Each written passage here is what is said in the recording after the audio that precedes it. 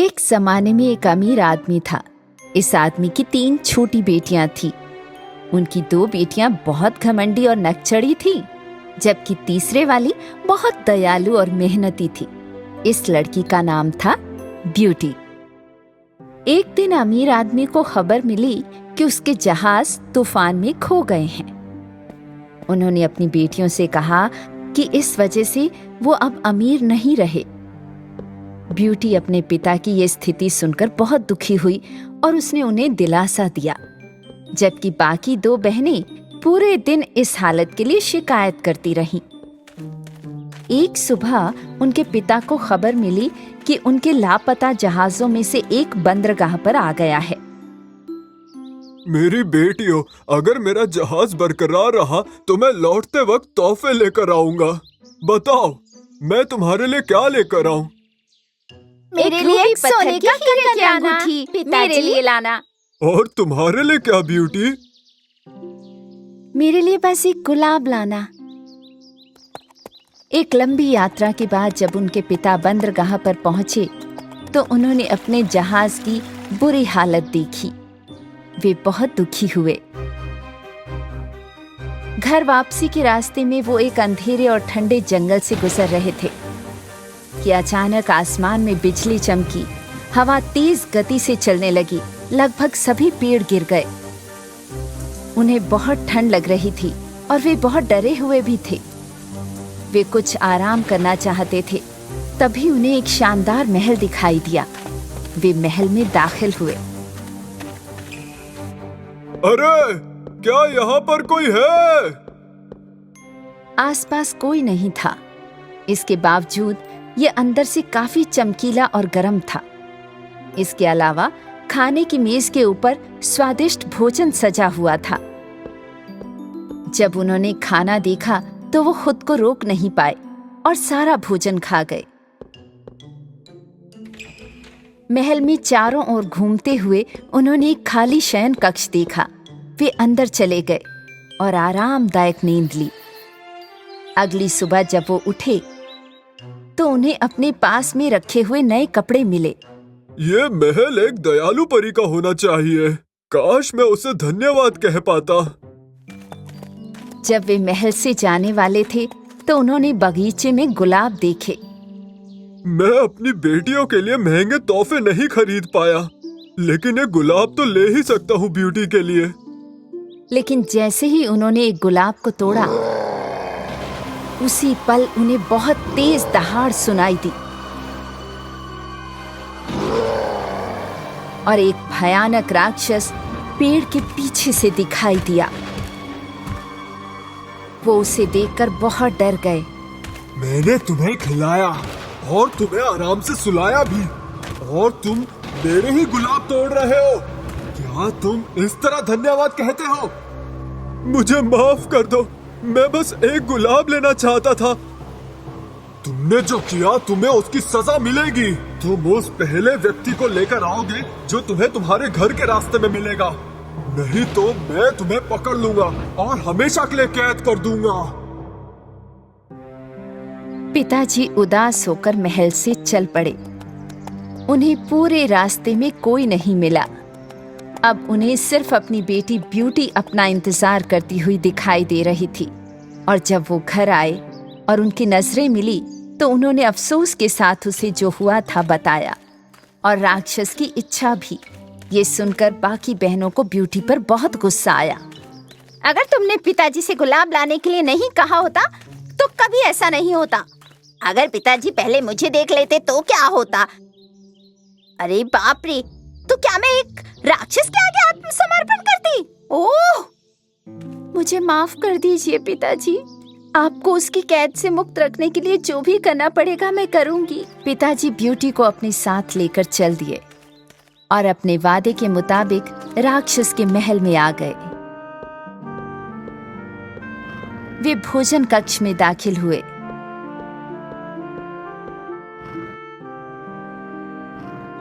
तभी फिर से एक दहाड़ सुनाई दी और राक्षस हॉल में आया।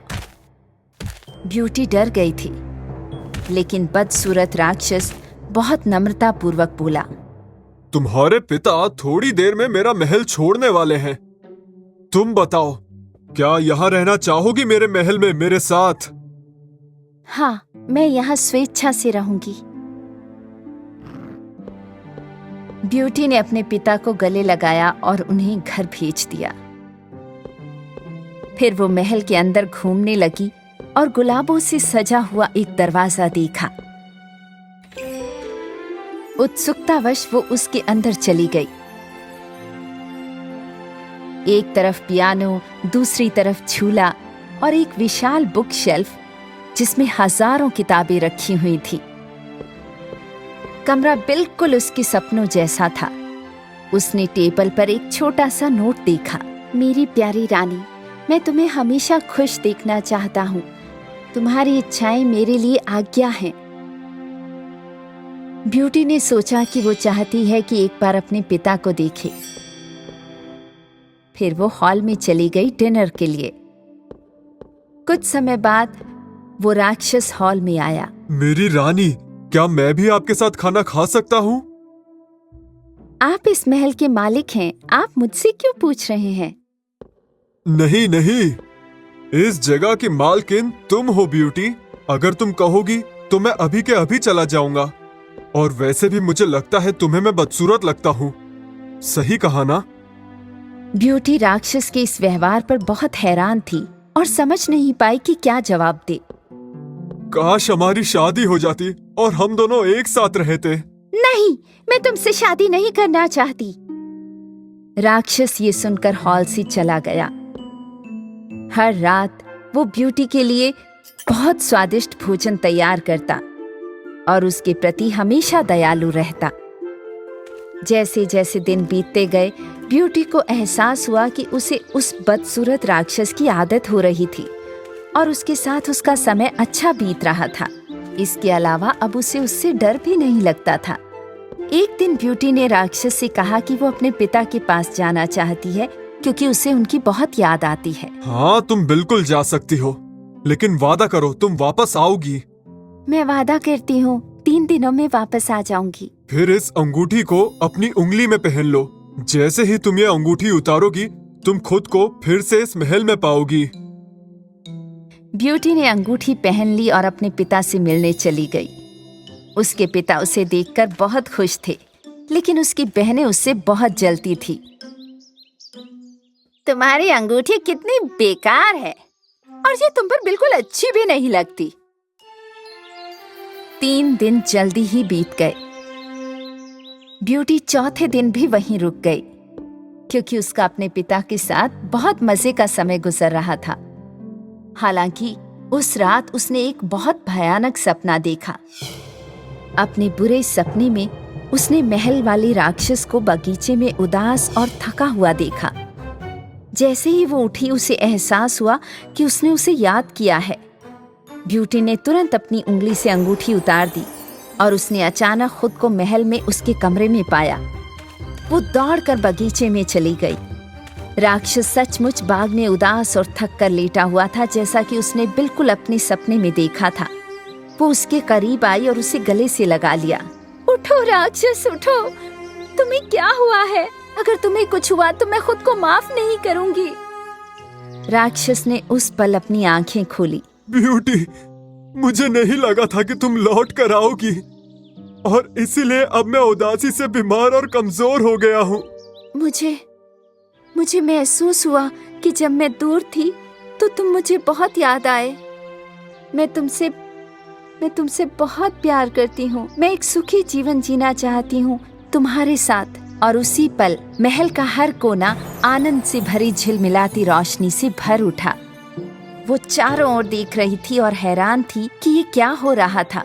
जैसे ही उसने राक्षस की तरफ मुंह घुमाया, उसने देखा कि उसकी जगह एक सुंदर राजकुमार था। हाँ? तुम कौन हो? वो राक्षस कहाँ है? राक्षस मैं हूँ ब्यूटी। मैं एक दुष्ट मंत्र के प्रभाव में था। अगर तुम मुझसे नहीं कहती कि तुम मुझसे प्यार करती हो तो मैं जिंदगी भर बदसूरत राक्षस ही बना रहता। ब्यूटी की खुशियाँ और ज्यादा बढ़ गईं। उसके अच्छे दिल और सच्चे प्यार के लिए धन्यवाद। उस दिन के बाद सुंदर राजकुमार और ब्यूटी अपने भव्य महल में हमेशा खुशी खुशी रहने लगे। लाल जूते। एक समय की बात है, बहुत दूर एक देश में कैरन नाम की एक बहुत ही प्यारी लड़की रहती थी। वो अपनी माँ के साथ एक छोटे से घर में रहती थी और बहुत ही खुश मिजाज लड़की थी। वो अपनी माँ से वो सब कुछ पूछती थी जिसके बारे में वो जानना चाहती थी। माँ, आकाश में ये छोटी छोटी बत्तियाँ क्या हैं? वे सितारे हैं कैरन। पृथ्वी पर रहने वाला हर व्यक्ति आखिर में एक तारे में बदल जाता है और हमेशा के लिए आकाश में चमकता है। कैरन के पास केवल एक खिलौना था, एक जोड़ी कपड़े और एक जोड़ी लकड़ी की चप्पलों की थी जो वो सड़क पर पहनकर घूमा करती थी। उसकी माँ ने उसके लिए जो लकड़ी की चप्पलें बनाई वे आरामदायक नहीं थी, लेकिन उसके पास केवल वही थी।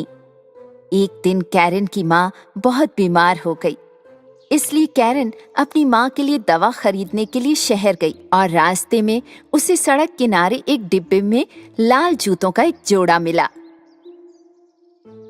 जूते इतनी खूबसूरती से चमक रहे थे कि कैरन उन्हें अपने साथ घर ले आई। देखो माँ, मुझे इस सड़क के किनारे मिले। कितने सुंदर है ना ये, जैसे मेरे लिए ही बने हो। ये किसी और के हो सकते हैं कैरन, तुम्हें उन्हें तुरंत वापस दे आना चाहिए। पर अगर उनका मालिक होता तो वो उन्हें बॉक्स के साथ ऐसे थोड़े ही छोड़ता। हो सकता है ये मालिक से गलती से गिर गए हों। तो उसे इन्हें ऐसे नहीं गिराना चाहिए था। मैंने इन्हें ढूंढा है, अब ये मेरे जूते हैं। बेटा, मेरी बात ध्यान से सुनो। हो सकता है मैं अभी तुम्हारे लिए नए जूते ना खरीद पाऊं, लेकिन मैं नहीं चाहती कि तुम किसी दूसरे के जूते सिर्फ इस वजह से पहनो। प्लीज जिद्दी मत बनो, वादा करो कि तुम ये लाल जूते नहीं पहनोगी। कैरन ने दुखी होकर अपनी माँ से लाल जूते न पहनने का वादा किया और उन्हें अपने बिस्तर के नीचे छिपा दिया। महीनों बीत गए। एक दिन जब तक कैरन घर आई और उसे अपनी माँ घर में कहीं नहीं मिली, उसने घर में हर जगह देखा, जब तक कि उसे एहसास नहीं हुआ कि उसकी माँ आकाश में एक चमकीला तारा बन गई है। अगले दिन अपनी माँ के अंतिम संस्कार के लिए जाते समय कैरन ने वही लाल जूते पहने। अंतिम संस्कार में आए लोग कैरन के जूतों से नजरें नहीं हटा सके। इतना अनादर! इस लड़की ने अंतिम संस्कार में लाल जूते पहने। लेकिन कैरन ने परवाह नहीं की, क्योंकि उसे अपने जूते बहुत पसंद थे। तभी एक नेक दिल बूढ़ी औरत कब्रिस्तान के पास से गुजर रही थी। इस बूढ़ी औरत को पता चला कि ये छोटी बच्ची अब अनाथ हो गई है। उसने उसे गोद लेने की इच्छा जाहिर की।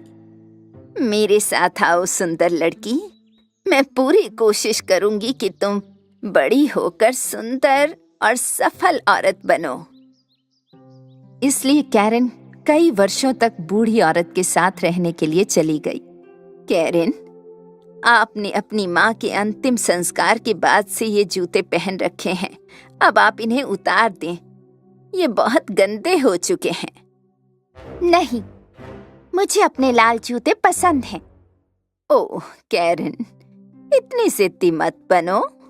चलो अपने जूते बदलो, मैं और अच्छे जूते खरीद दूंगी, मैं वादा करती हूँ। कैरन उस बूढ़ी औरत को नाराज नहीं करना चाहती थी, जिसने उसे गोद लेने की दयालुता दिखाई थी। इसलिए उसने आखिरकार अपने लाल जूते उतार दिए और उन्हें फेंक दिया। कुछ दिन बीते। एक दिन कैरन अपने नए कमरे में नए कपड़े और खिलौनों के साथ खेल रही थी और बूढ़ी औरत उसके लिए नई जोड़ी जूते ले आई। लेकिन कैरन को ये जूते बिल्कुल पसंद नहीं आए। लेकिन ये नीले हैं, बहुत भद्दे, मुझे ये बिल्कुल पसंद नहीं है। तो आने वाले कई वर्षों तक कैरन अपने लाल जूतों को बहुत याद करके रोती रहती। वो बड़ी होकर एक खूबसूरत युवती बन गई, लेकिन उसका जिद्दी रवैया कभी नहीं बदला। यहाँ तक कि जब बूढ़ी औरत उसके लिए तोहफे लाती तो भी नहीं। मैं ये सब नहीं पहनती। लेकिन मैंने इसे तुम्हारे लिए बुना है। मैं ये खाना कभी नहीं खाऊंगी। मेरे लिए फ्रेंच फ्राइज बनाओ। कम से कम एक टुकड़ा खाकर तो देख लो बेटी। बूढ़ी औरत कैरन के जिद्दी और नक चढ़े रवैये से बहुत थक गई थी। लेकिन फिर भी उसने उसके लिए फ्रेंच फ्राइज बनाई। जैसे ही वो अंदर आई, कैरन नीले जूते उतार रही थी जिनके लिए वो अब बड़ी हो चुकी थी। देखो, मेरी सारी चीजें अब छोटी हो गई हैं। मैं बड़ी हो गई हूँ। कोई बात नहीं, तो चलो तुम्हारे लिए नए कपड़े और नए जूते खरीदते हैं बेटा। फिर बुढ़िया और कैरन दुकान पर गए। ओह, देखो, मेरे पसंदीदा लाल जूतों की तरह। ये तो मेरे पास होने ही चाहिए। कैरन, आपको फैंसी लाल जूतों की जरूरत नहीं है। आपको ऐसे जूते पहनने चाहिए जिन्हें पहनकर तुम अच्छी लगो, किसी के अंतिम संस्कार में भी पहन सको। मैं तुम्हारे लिए सिर्फ एक जोड़ी जूते खरीद सकती हूँ। चलो उन काले वालों को खरीदते हैं और घर चलते हैं। मुझे परवाह नहीं है। अगर तुम दोनों जोड़ी जूते नहीं खरीदोगी तो मैं अब से हर जगह नंगे पांव जाऊंगी। ओ छोटी लड़की, काश तुम इतनी जिद्दी ना होती। बूढ़ी औरत ने कैरन के लिए काले जूते खरीदे और अपने आखिरी पैसों को उसे खुश करने के लिए लाल जूते खरीदने में खर्च दिया। उन्हें अब पैदल ही घर जाना पड़ा। रास्ते में बुढ़िया के पैरों में बहुत दर्द होता रहा और वो बिगड़ी हुई कैरन को सहन नहीं कर पा रही थी। पर कैरन को कोई परवाह नहीं थी। वो अपने नए लाल जूतों के साथ घर गई। एक दिन बुढ़िया ने कैरन से कहा कि उन्हें शहर में एक अंतिम संस्कार में शामिल होना है। कैरन, तुम्हें अपने काले जूते ही पहनने हैं, नहीं तो अंतिम संस्कार में बेइज्जती होगी। कैरन ने अपने कमरे में काले जूतों की ओर देखा और फिर चमकीले लाल जूतों को, और उसने लाल जूते पहनना चुना। जब वे घर से निकले तो उसने उन्हें अपनी स्कर्ट से ढक दिया ताकि बूढ़ी औरत को जूते दिखाई ना दें। हालांकि अंतिम संस्कार में सभी ने कैरन के जूते उसकी स्कर्ट के नीचे चमकते हुए देख लिए थे। उन्होंने अंतिम संस्कार में कैरन के लाल जूतों के बारे में कानाफूसी की कि ऐसे मौके पर ऐसे जूते पहनना कितनी शर्म की बात है। ये बात जब बुढ़िया के कान में पड़ी तो उसे बहुत गुस्सा आया। तुमने मेरी बात नहीं मानी और फिर से लाल जूते पहन लिए। तुम बहुत जिद्दी हो कैरन, कुछ तो अकल की बात करो। हमेशा बेइज्जती करवाती हो। उसी समय वहां से गुजर रहा एक सुंदर नौजवान कैरन की सुंदरता पर मोहित हो गया। वो उसके पास आया और अपने घुटनों के बल बैठ गया और उसे प्रणाम किया। तुम कितनी सुंदर हो और इन जूतों में और भी खूबसूरत लग रही हो। मेरे प्रिय, आप मुझे शर्मिंदा कर रहे हैं। आप बहुत अच्छा नाचती होंगी। मैं आज रात आपको महल की डांस नाइट में आमंत्रित करता हूँ, जरूर आइएगा। राजकुमार की पेशकश की खुशी के साथ कैरन खुशी से नाचने लगी, लेकिन कुछ देर बाद कैरन डांस करना बंद नहीं कर पाई। मैं अपने पैरों को रोक क्यों नहीं पा रही हूँ? क्या हो रहा है? कैरन डांस करते करते बूढ़ी औरत और राजकुमार से दूर चलने लगी। कैरन, वापस आ जाओ। भले ही राजकुमार ने कुछ समय के लिए कैरन का पीछा किया, पर वो बहुत दूर निकल गई। कैरन के लाल जूते कैरन से भी अधिक जिद्दी निकले। वे उसे पहाड़ की चोटी तक ले गए और 3 दिन तक दिन रात उसे नचाते रहे। कैरन के पैरों में इतनी चोटें लग गई थी कि वो पैर रखते हुए भी दर्द से चिल्लाती थी। कीचड़ में फंसने के बावजूद और कांटेदार सुइयां चुभने के बावजूद जूते नाचते रहे। बस हो गया, मैं बहुत थक गई हूँ। मैं अब से इतनी जिद नहीं करूँगी। मैं वादा करती हूँ। प्लीज रुक जाओ जूतों, प्लीज रुक जाओ, रुक जाओ। और जब कैरन ने कहा कि वो अपनी सारी जिदें छोड़ देगी, लाल जूते उसके पैरों से कूद गए और कैरन भी जमीन पर गिर गई और लाल जूते उसके बिना भी नाचते रहे। कैरन को एक छड़ी मिली और वो दर्द से लंगड़ाते हुए किसी तरह घर पहुंची। उसकी टांगों में बहुत दर्द हो रहा था। अपना घर देखकर वो खुशी से रोने लगी। बूढ़ी औरत ने दरवाजे पर उसका स्वागत किया। उन्होंने एक दूसरे को गले लगाया। मैं जानती हूँ मैं बहुत जिद्दी लड़की थी, लेकिन मैं वादा करती हूँ अब मैं वैसी नहीं रहूंगी। कैरन की जिद छोड़ने के बाद चीजें बेहतर होने लगीं। एक दिन किसी ने दरवाजा खटखटाया। वो कोई और नहीं, वही युवा और सुंदर राजकुमार था। ओह, तुम यहाँ हो कैरन। मैंने तुम्हें पकड़ने की बहुत कोशिश की, लेकिन तुम बहुत तेज नाचती हो। तुम्हें कैसे कर लेती हो? कैरन सुंदर और नौजवान राजकुमार को देखकर खुश हो गई। उस दिन से दोनों एक दूसरे से प्यार करने लगे। कैरन ने जिद को पीछे छोड़ते हुए एक सुखी और शांतिपूर्ण जीवन व्यतीत किया।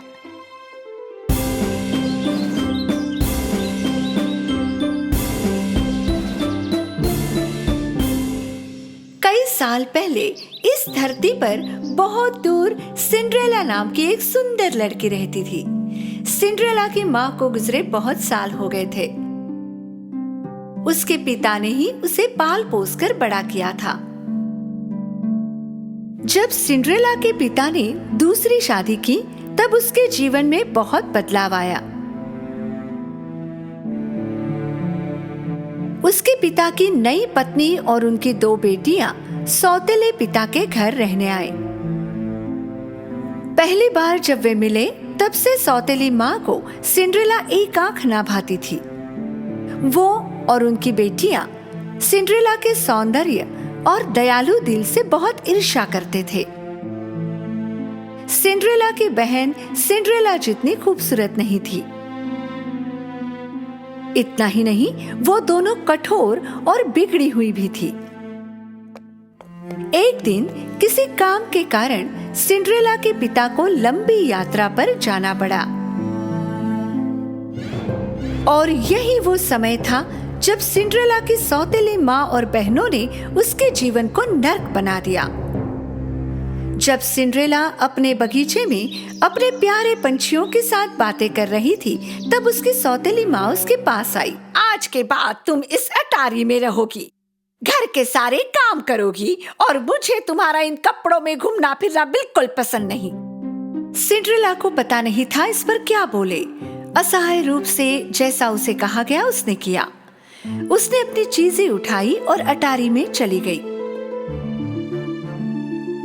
उस दिन के बाद से सिंड्रेला घर के सारे काम खुद ही कर लिया करती थी। वो बहुत थक जाती, लेकिन ना उसकी सौतेली माँ या उसकी सौतेली बहनों को उसकी दया आई। फर्श को दोबारा ठीक से साफ करो, क्या तुम्हें धूल नहीं दिखाई देती? तुमने अभी तक कपड़े नहीं धोए, मेरे पास पहनने के लिए कुछ नहीं। सिंड्रेला के पास चूहे और खिड़की पर आकर बैठने वाले पंछियों के अलावा कोई दोस्त नहीं था। सर्दी से बचने के लिए रात के समय सिंड्रेला नीचे चिमनी के पास जाकर सेक लेते लेते वहीं पर सो जाती है। ऐसे ही दिन गुजरते गए। एक दिन शहर में राज्य द्वारा एक घोषणा की गई। राजकुमार द्वारा महल में एक पार्टी का आयोजन किया गया है। शादी के लिए पात्र सभी लड़कियों को इस पार्टी में आमंत्रित किया जाता है। जैसे ही सौतेली बहनों ने ये बात सुनी, वो भागते हुए घर गई और अपनी माँ को बताया। पार्टी में आप दोनों ही सबसे सुंदर होगी। राजकुमार ने आप दोनों में से एक को ही चुनना चाहिए। इस तरह हम सभी महल में रह पाएंगे, है ना माँ? हमें तुम दोनों के लिए गाउन और जूते खरीदने होंगे। चलो खरीदारी करने जाते हैं। सौतेली माँ और बहनें बाहर चली गई। वहाँ खड़ी होकर ये बातें सुनने वाली सिंड्रेला उदास हो गई। कई दिन तैयारियां चल रही थी। सौतेली बहनों के गाउन सिलकर आ गए थे। हर दिन वो दोनों दर्पण के सामने खड़ी रहती और खुद को बताती, हम ही पार्टी में सबसे सुंदर लड़कियां होंगी।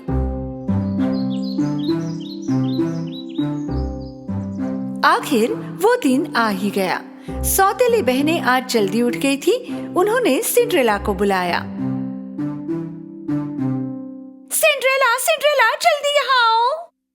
कहाँ हो तुम? जल्दी से हमारे स्नान की तैयारी करो। पूरे दिन सिंड्रेला ने बहनों को तैयार होने में मदद की। जरा धीरे धीरे ब्रश करो, सारे बाल निकाल दोगी क्या?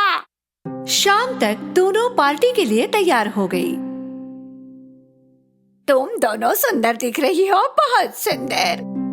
सिंड्रेला ने सारी हिम्मत जुटाई और सौतेली माँ से पूछा, क्या मैं भी पार्टी में आ सकती हूँ?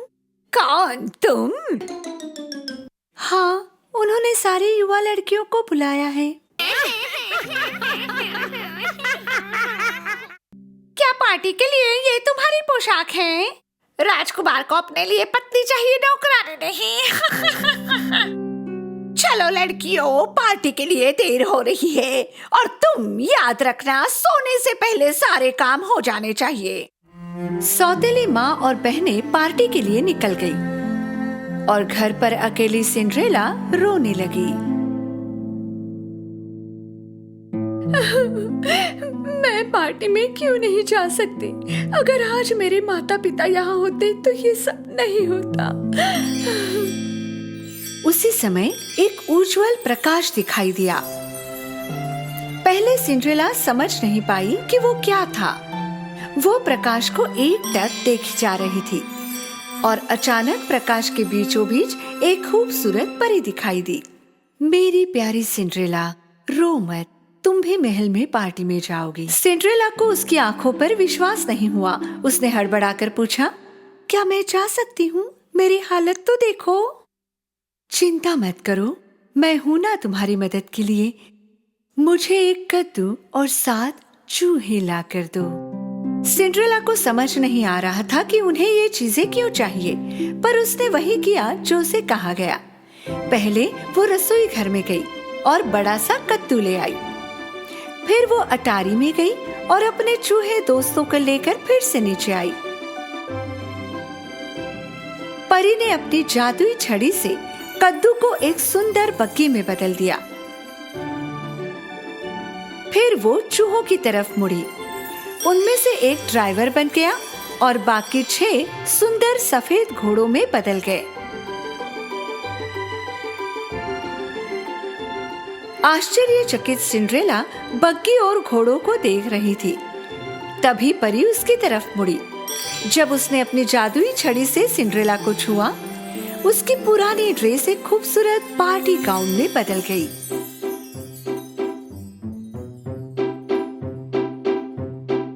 और उसके पैरों की चप्पल सुंदर कांच के जूते में बदल गए। मैं राजकुमारी की तरह दिख रही हूँ। अब पार्टी में जाने का समय हो गया है, पर भूलना मत, जैसे ही घड़ी में 12 बजते हैं तुम घर चले आना, क्योंकि उसके बाद तुम पहले जैसी हो जाओगी। सिंड्रेला ने परी को बहुत ध्यान से सुना। फिर वो बग्गी में बैठी और महल की ओर चल पड़ी। उसकी खूबसूरत बग्गी महल के सामने जाकर रुक गई। जब सिंड्रेला ने भव्य दरवाजों से महल में प्रवेश किया, सबकी आंखें उसे ही देख रही थी। वो बहुत सुंदर और खानदानी लग रही थी।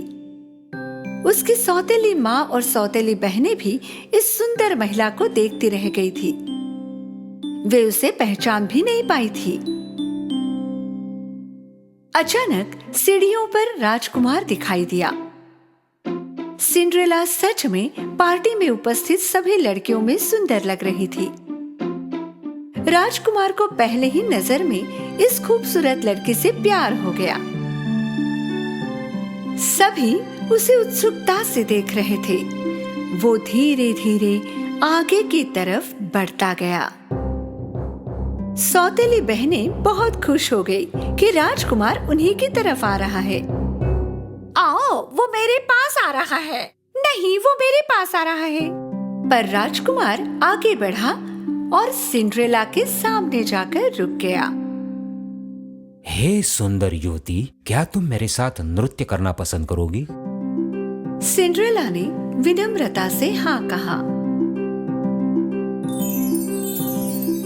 राजकुमार और सिंड्रेला ने उत्सुकता से देख रहे आमंत्रितों के बीच नृत्य करना शुरू किया। सिंड्रेला संगीत और नृत्य से इतनी प्रभावित हो गई, उसे लगा मानो महल में वो और राजकुमार है। बस दोनों ही। वे दोनों देर रात तक नृत्य करते रहे। सिंड्रेला को पता ही नहीं चला कि कितना वक्त गुजर गया है। अचानक उसकी नजर घड़ी पर पड़ी। आधी रात हो चुकी थी। उसी समय सिंड्रेला को परी की चेतावनी याद आ गई। जैसे ही घड़ी में 12 बजते हैं तुम घर चली आना, क्योंकि उसके बाद तुम पहले जैसी हो जाओगी। हड़बड़ाकर उसने राजकुमार को वहीं छोड़ा और वो भागने लगी। जब वो महल की सीढ़ियां उतर रही थी, उसका एक जूता वहीं छूट गया और उसके पास उसे लेने का समय भी नहीं था। जैसे ही वो बाहर पहुंची, घड़ी में 12 बज चुके थे और फिर से सब कुछ वैसा हो गया जैसे पहले था। जब राजकुमार उसके पीछे भागा, उसे वो जूता सीढ़ियों पर मिला। पता करो ये जूता किसका है, फिर चाहे इसके लिए राज्य की सारी लड़कियों को आपको मिलना पड़े, उसे ढूंढ कर लाओ। सिंड्रेला हाफती हुई घर पहुंची और सीधे अटारी पर गई। वो राजकुमार के साथ बिताए समय को सोचने लगी। उसे पता था कि उसके पास कोई मौका नहीं था, पर फिर भी उसे राजकुमार से प्यार हो गया। राजकुमार के लिए उस लड़की को खोजना असंभव था, और अगर वो खोज भी लेता तो पहचान नहीं पाता। राजकुमार के आदमी राज्य के घर घर जाकर उस जूते के मालकिन को खोजने लगे, पर जूता किसी भी लड़के के पैर में फिट नहीं हुआ।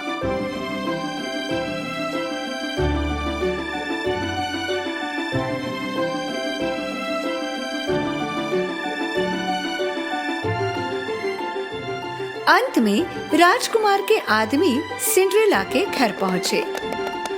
सिंड्रेला राजकुमार की गाड़ी को घर के सामने देखकर बहुत खुश हो गई। जैसे ही सिंड्रेला कमरे के बाहर जाने लगी, उसकी सौतेली माँ दरवाजे पर दिखाई दी। तू कहाँ चल दी? तुम भी जूता पहनने की कोशिश करना चाहती हो? व्यंग्यात्मक हंसी के साथ सौतेली माँ ने अटारी का दरवाजा बंद कर दिया। नहीं, कृपा करके दरवाजा खोलो, कृपा करके प्लीज। कितनी दयनीय बात है। राजकुमार और तुम में क्या समानता होगी भला? आदमी ने पहले पतली बहन को जूता पहनाया, पर वो उसके पैर के लिए बहुत छोटा था। देखो मेरे पैर में कितने अच्छी तरह से बैठ गया। फिर मोटी बहन ने कोशिश की, पर जूता उसके पैर में जा ही नहीं रहा था। शायद हमने दूसरे पैर में कोशिश की होती। उन्होंने कोशिश तो बहुत की, पर नाकाम रहे। सिंड्रेला ने खिड़की की तरफ दौड़ने की आखिरी कोशिश की, पर खिड़की बहुत ऊपर थी। वो रोने लगी। उसे रोता देख उसके चूहे दोस्त उसके पास आए। मेरी सौतेली माँ ने मुझे बंद कर रखा है, चाबी उसी के पास होगी। चूहा दरवाजे के नीचे से फिसलकर बाहर आया। सौतेली माँ दरवाजे पर राजकुमार के आदमियों के साथ खड़ी थी। आप कल क्यों नहीं आते? आज वो बहुत थकी हुई है और पैरों में सूजन है। चूहे ने सौतेली माँ के स्कर्ट पर कूदकर चाबी निकाली और ऊपर की ओर दौड़ा।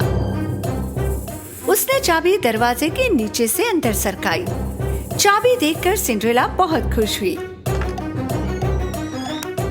दरवाजा खोलकर वो जल्दी से नीचे की तरफ भागी। अरे तुम बाहर कैसे निकल आई? कृपया रुकिए, जाइए मत, मुझे भी जूता पहनना है। सौतेली माँ और बहनें ये सुनकर जोर से हंसने लगी। शांत हो जाओ, ये राजकुमार का हुक्म है कि राज्य की सारी लड़कियों ने कोशिश करनी चाहिए। जब सिंड्रेला ने जूता पहना, सबको आश्चर्य हुआ, क्योंकि जूता उसके पैर में अच्छे से फिट हुआ। सुंदर युवती, क्या ये बूट तुम्हारा है?